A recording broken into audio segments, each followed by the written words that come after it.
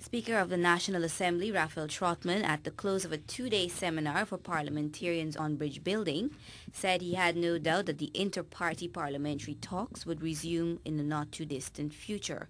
He said in his capacity as Speaker, he was aware that letters to this effect were dispatched.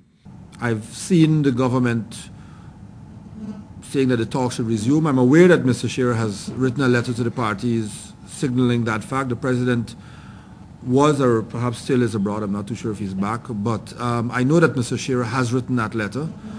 And I know that Mr. Nagamootoo is declaring a truce even as we speak, and that the AFC is in the process of responding.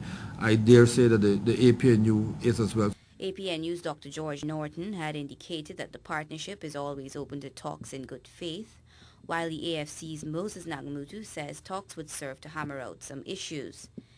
There is a will that we should open new areas out of this high wind of suspicion and almost rancor in the Parliament, to open a new front. And for the government, Presidential Advisor Gilty Shearer says while she believes dialogue is always important, politicians need to think and act differently. Clearly, the issue of talks is important, and that we will continue to work towards that.